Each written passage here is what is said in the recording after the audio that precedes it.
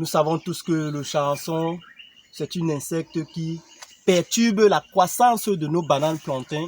Et on va en parler dans cette vidéo.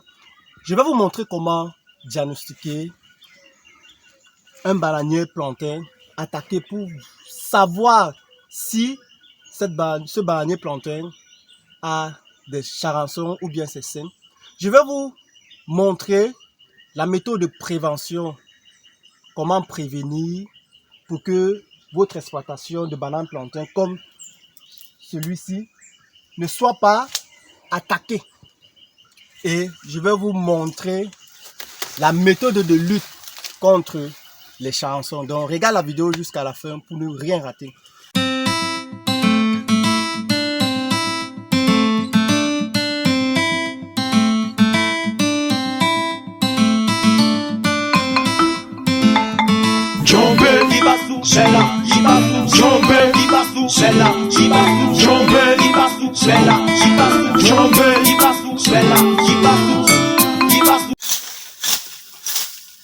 Alors, si vous regardez cette vidéo, c'est que vous êtes à la recherche de la connaissance, des stratégies, des astuces, soit pour cultiver la banane plantain, soit pour lutter contre certaines maladies qui peuvent attaquer vos bananiers plantains. Aujourd'hui, fidèle communauté, je suis dans ma plantation de bananes plantains avec mon équipe comme d'habitude pour vous produire des contenus édifiants sur des techniques, sur des astuces, sur des méthodes de production culturelle. Donc, permettez-moi de me présenter très vite. Je suis Nyampe Mbalakom, je suis agripreneur digital, également promoteur de la plateforme Tech Plus que vous pouvez retrouver dans vos différents réseaux sociaux. Sur cette plateforme, je parle d'agriculture, je parle d'élevage, je parle d'agro-business, je parle de business ressources solutions. Si c'est ça votre centre d'intérêt, vous êtes sur le bon canal. Je vais vous demander tout simplement de faire 3 choses avant. Vous aimez la vidéo pour pouvoir nous encourager à produire davantage des contenus édifiants. Vous partagez la vidéo pour pouvoir aider d'autres communautés qui veulent être intéressées. Et vous vous abonnez pour ne plus jamais rater nos secondes émissions sur des cultures, sur des techniques agricoles et sur des méthodes de production. Alors, on va commencer par la définition du charançon. Il faut noter que le charançon, c'est juste un insecte noir qui mesure entre 1,2 et 1,6 cm de taille, qui détruit le bulbe de notre bananier en produisant des œufs sur ces bulbes-là qui vont éclore et laisser les larves. C'est donc ces larves-là qui vont, en se nourrissant, ça va faire quoi? Ça va tracer des chemins qu'on appelle généralement les galeries ou bien des tunnels. Et pendant ce processus, ça va donc commencer, tous ces processus, tous ces larves-là vont commencer à détruire donc le bulbe de nos bananiers plantains. Et vous allez arriver dans votre exploitation, vous allez vous rendre compte que vos bananiers plantains n'évoluent plus, soit peut-être parce que c'est tombé, soit peut-être parce que le système racinaire ne peut plus être bien introduit dans le sol. Donc vous voyez que le charançon, c'est quelque chose pas bien pour nos bananiers plantains. Alors pour continuer, fidèle communauté, pour prévenir donc ton champ contre les charançons, il faut choisir un site qui n'a pas encore été exploité par la banane plantain.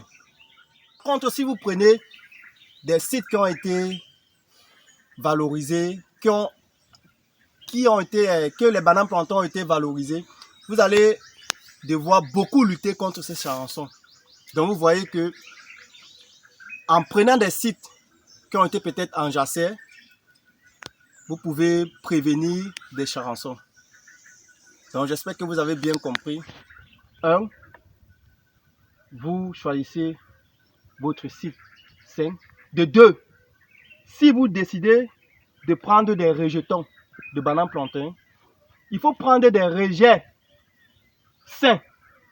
C'est-à-dire, vous prenez un rejet, justement ici on n'a pas de rejet, sinon je devais retirer un rejet ici. Vous prenez un rejet, vous taillez le bulbe de ce rejet afin de retirer toutes les racines et les parties charançonner.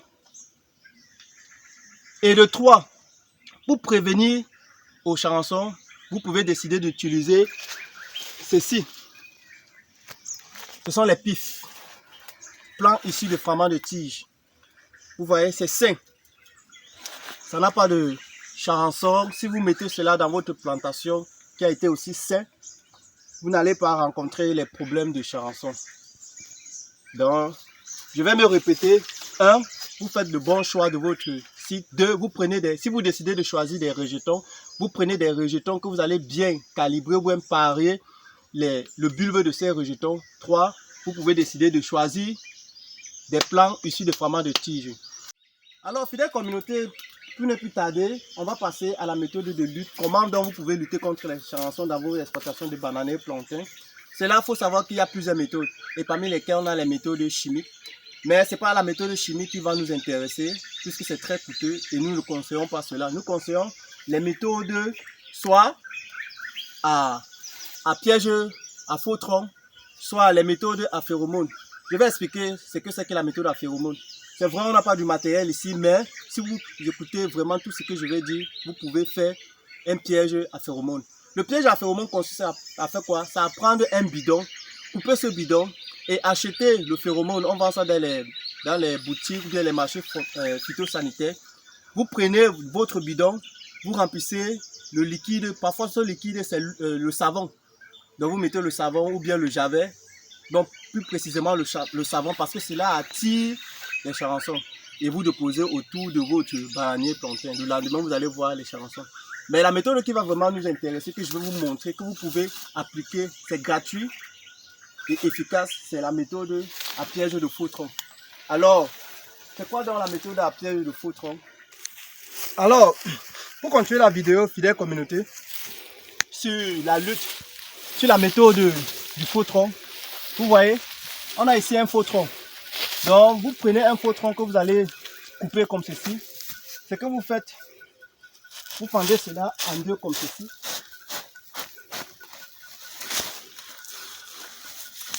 Et après avoir fait ça, vous partez sur chaque pied du bananier. Vous partez sur chaque pied du bananier, comme ici. Vous allez voir que ce bananier est attaqué. Avant de déposer le faux tronc, je vais vous montrer.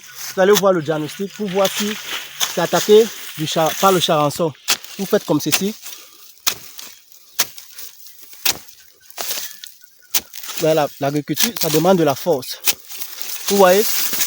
Donc on n'a même plus besoin d'aller très loin. Vous pouvez retirer les lamelles de peau aussi. Vous voyez ces trous? C'est pour nous dire que ce tronc, ce bananier est attaqué du faux tronc.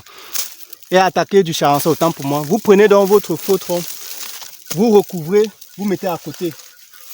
Pourquoi faire comme ceci? Alors, fidèle communauté, il faut savoir que le charançon poursuit les plantes juteuses.